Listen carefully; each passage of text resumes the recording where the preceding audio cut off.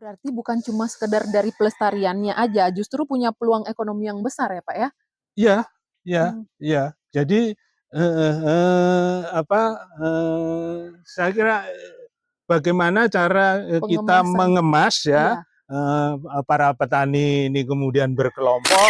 Sering terjadi di lapangan petani itu bertanya, "Setelah kami dapat sertifikat, lalu tanaman ini mau dibawa kemana dan keuntungannya buat kita itu apa saja? Apakah sertifikat ini Jargon, Mbak, lapangan?" Jargon. jargon, Iya. heeh. Jadi, mungkin harus dijargonkan. Iya, iya, Tarik kalau tidak ke tidak, kebun salak ini berarti kamu belum ke Tabanan, gitu ya? Kalau tidak ke kebun misal, salak jadi berarti belum ke. And 3, 2, 1, Morsi.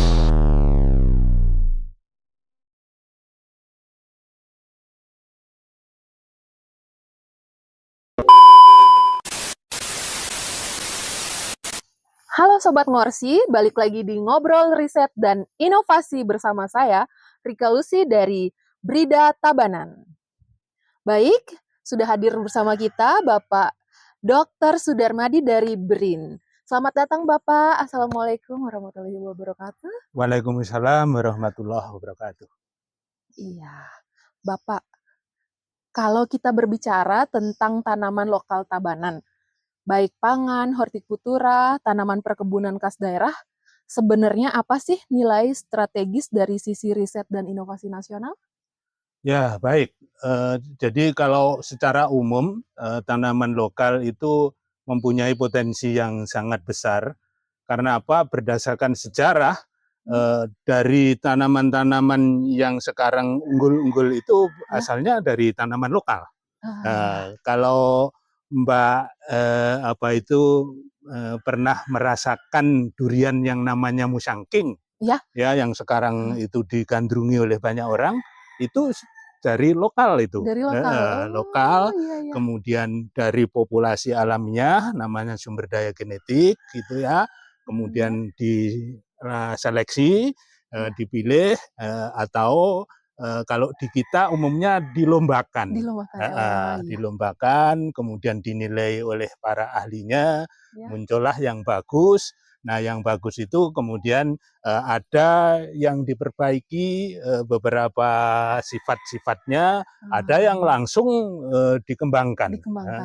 Oh, gitu. iya Kalau iya. yang kebanyakan durian yang berkembang di Indonesia yang dari luar-luar itu semuanya itu lokal semua itu Oh, ya. lokal. Ya, Oh, saya baru jadi tahu. kadang-kadang saya berpikir Iya. mengapa kita harus mendatangkan dari luar, di tempat kita aja ini udah kaya raya. Oh, iya iya Kalau iya. setiap daerah bisa mengemas dan Hmm, mengunggulkan ya iya, dari potensi-potensi. beberapa yang lokal ini Iya. yang bagus, itu saya kira akan bisa mampu bersaing Heeh. dengan yang sudah ada yang sekarang juga lagi Oh, berkembang di tempat lagi kita, oh, gitu. iya iya iya iya.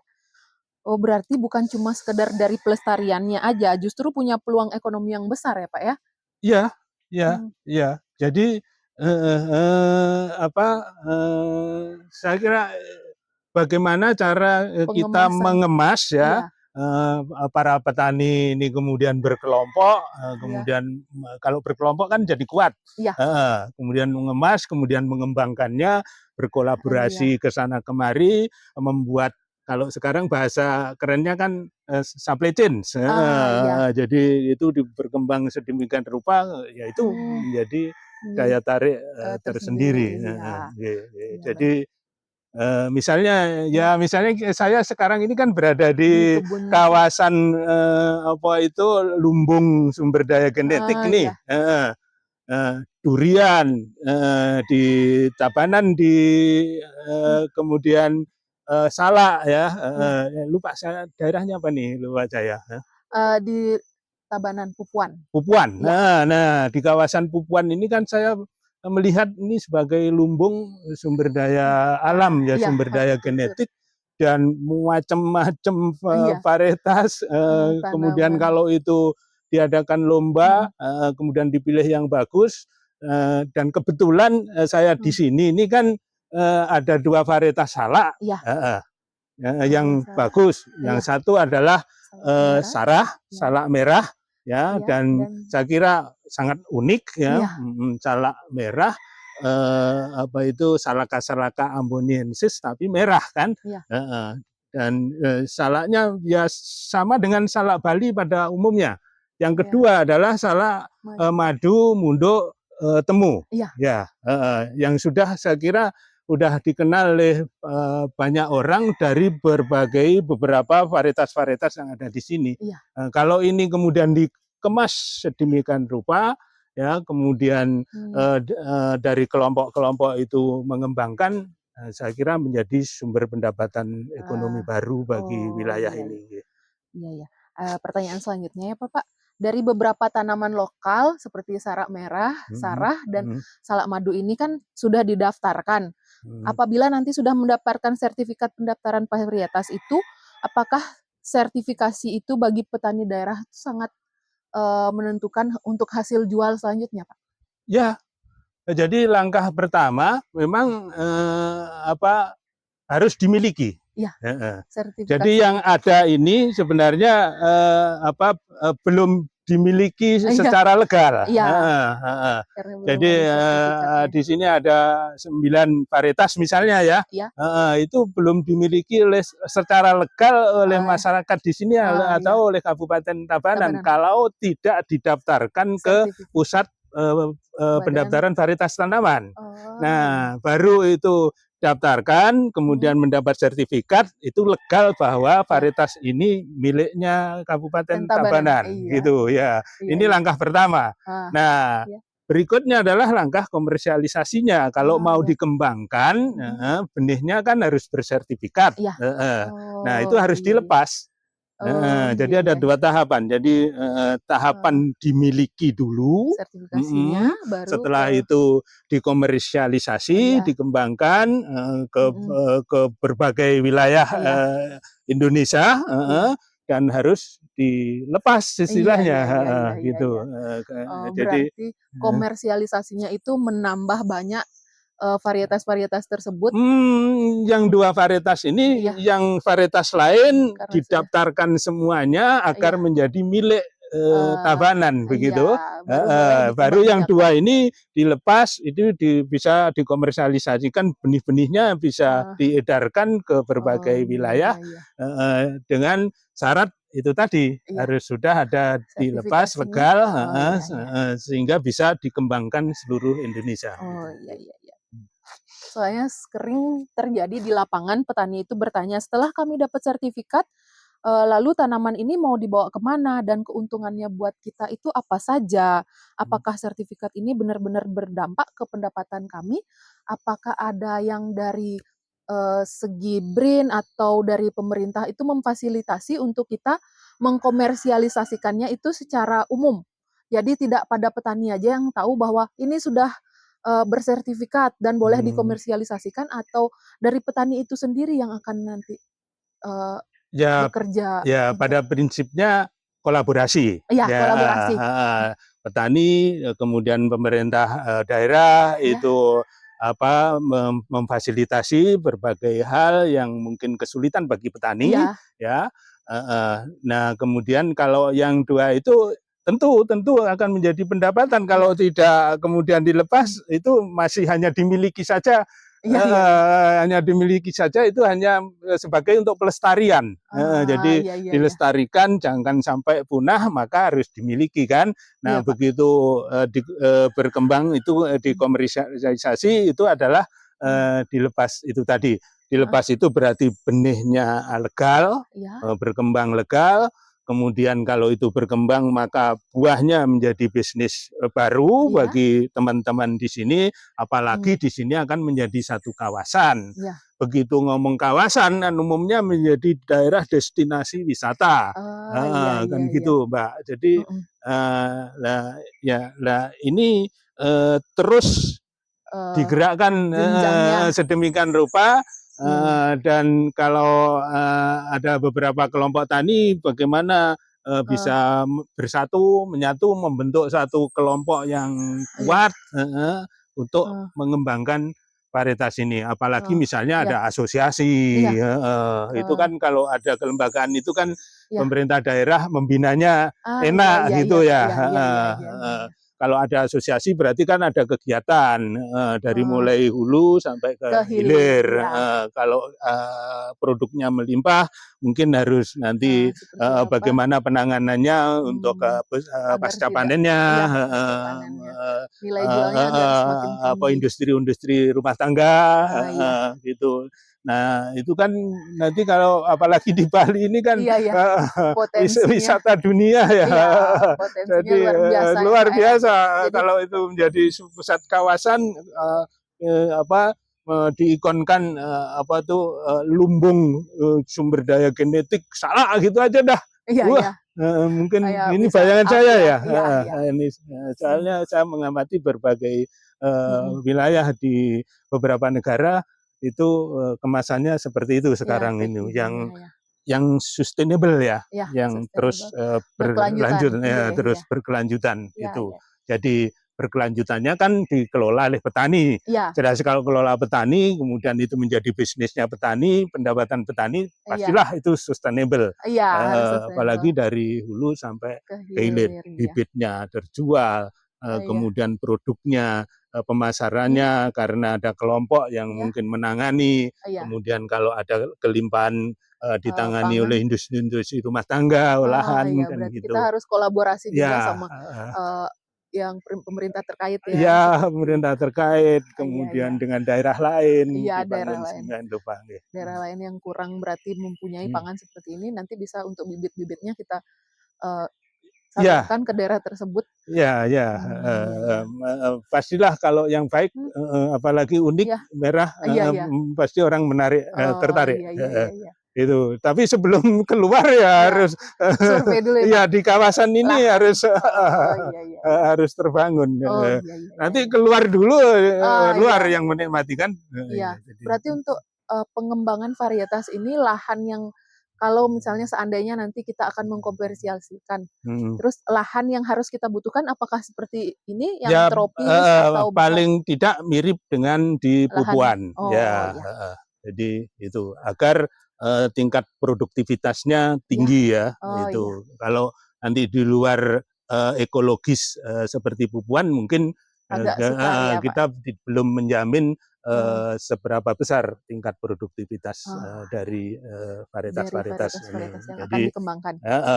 Jadi pelestariannya masih ada karena ada banyak varietas, ada salak, ada durian, ada lagi saya dengar juga ada kopi kan ya. Kemudian itu tetap terkelola. Untuk terkelola mestinya didaftarkan, Mbak. Didaftarkan ke VVT, Mbak. Begitu didaftarkan petani kan ini sudah didaftar kok ya. Pasti ada pelestarian gitu. Jadi itu dan selanjutnya akan terbangun aliran produk sedemikian rupa. Iya, baik.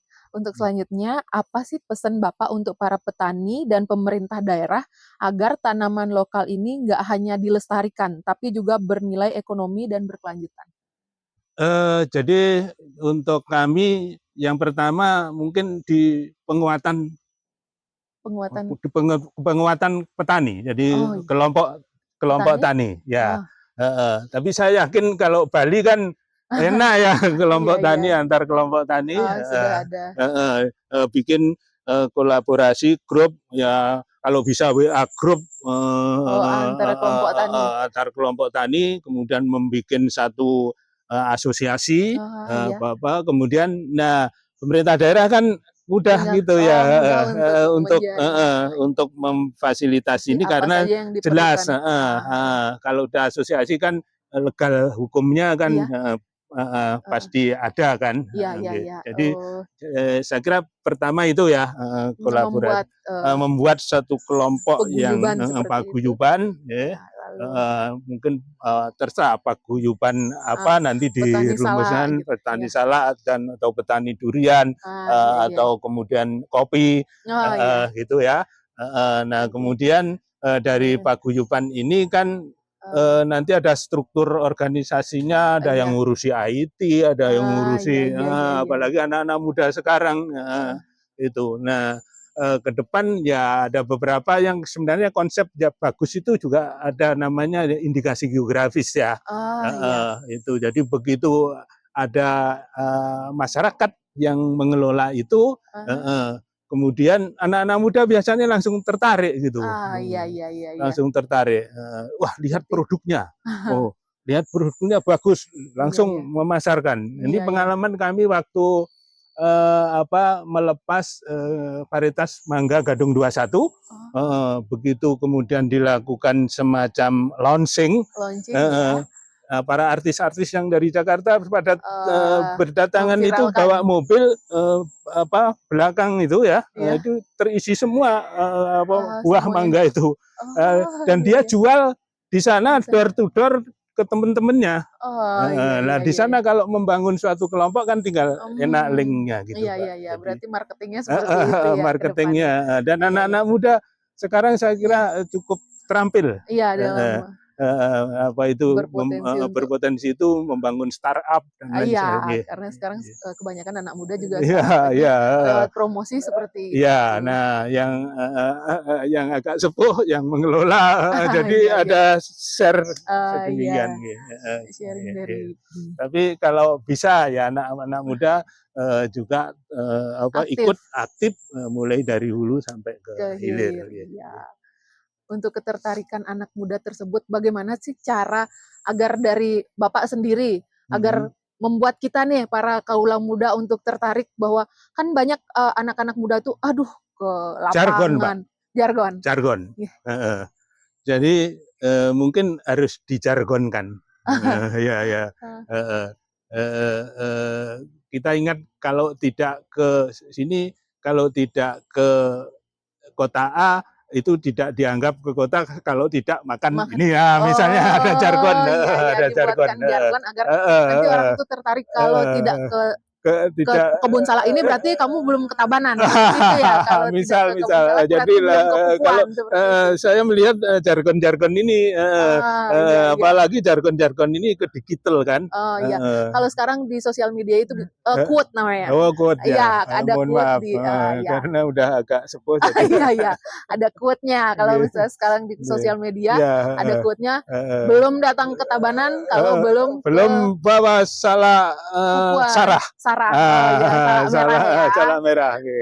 Misal begitu, Mbak. Misal. Jadi dan itu langsung kira-kira saya langsung ngebom kira-kira ya kalau itu langsung didigitalkan, tapi harus digital ini karena anak muda bawaannya saya sekarang bukan bawaannya kan HP, jadi lihat ada di mana ini, apalagi fotonya menarik kan gitu. Harus dari dan itu juga. Barangnya ada. Jadi jangan sampai mengecewakan begitu di digital ke sini barangnya nggak ada lah. Karena itu penguatan di kelompoknya bukan ini. hanya di sosial media saja yang di-up, tapi di wilayahnya memang juga siap gitu. Siap itu kan dibangun kelompok itu mungkin menjadi asosiasi itu kan gitu, sehingga jangan sampai mengecewakan datang ke sini netizen ya, netizen yang datang ke sini biar nggak kecewa. Ternyata berbeda ya dengan yang ada yang di sosial media.